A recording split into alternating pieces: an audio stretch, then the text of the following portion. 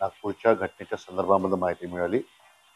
शासनाला माझं आव्हान राहील की सर्वात पहिले तर या गंभीर घटनेची दखल ही शासनाने त्यानिमित्तानं घेतली पाहिजे। अतिशय कठोरपणे जो कोणी दोषी असेल या सर्व प्रकरणामध्ये त्याच्यावर कारवाई ही शासनाने केली पाहिजे। महाराष्ट्र ही संतांची भूमी आहे, महाराष्ट्र ही समाज सुधारणांची भूमी आहे आणि या महाराष्ट्रामध्ये सामाजिक ऐक्य हे त्या निमित्तानं अबाधित राहिलं पाहिजे अशी एक अपेक्षा मी या ठिकाणी करतो। आणि सरकारला या निमित्तानं सांगू इच्छितो की मध्यंतरीच्या काळामध्ये ज्या पद्धतीचे प्रक्षोभक वक्तव्य भारतीय जनता पक्षाच्या काही नेत्यांकडनं या महाराष्ट्रामध्ये झाले, त्या वक्तव्याच्या माध्यमातून या महाराष्ट्रामध्ये हिंसा भडकू शकली असती। या महाराष्ट्रातलं जे सामाजिक ऐक्याचं जे वातावरण आहे हे सुद्धा डिस्टर्ब होऊ शकलं असतं। त्यामुळं जो कोणी असेल, कोणीही जो असेल, जो सामाजिक ऐक्याच्या याच्यामध्ये जो बाधा बनत असेल, त्या कोणत्याही व्यक्तीवर त्यानिमित्तानं कारवाई शासनाने करावी अशी एक अपेक्षा करतो।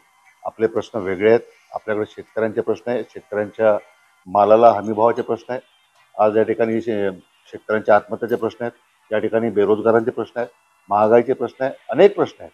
त्यामुळं हिंदू मुस्लिम असेल किंवा मंदिर मस्जिद असेल, हे आपले प्रश्न होऊ शकत नाही। त्यामुळे माझी इतकी अपेक्षा राहील की महाराष्ट्रामध्ये शांतता टिकली पाहिजे, या देशामध्ये शांतता टिकली पाहिजे, याचमध्ये आपल्या सर्वांचं भलं आहे हे सुद्धा मी या निमित्तानं सांगू इच्छितो। आणि सरकारला फक्त इतकं सांगू इच्छितो की तुमच्या जरी पक्षाचे काही लोक असेल की जे अशा पद्धतीचं वातावरण या देशामध्ये किंवा महाराष्ट्रामध्ये जर त्या ठिकाणी बिघडवण्याचा प्रयत्न करत असेल, त्यांच्यावर सुद्धा आपण कारवाई केली पाहिजे अशी अपेक्षा करतो। आणि दोन्ही समुदायाच्या सर्व लोकांना आव्हान करतो की आपण या सर्व परिस्थितीमध्ये अफवांवर लक्ष न देता शांतता या ठिकाणी प्रस्थापित करावी, शांतता ठेवावी इतकी नम्र विनंती या ठिकाणी करतो।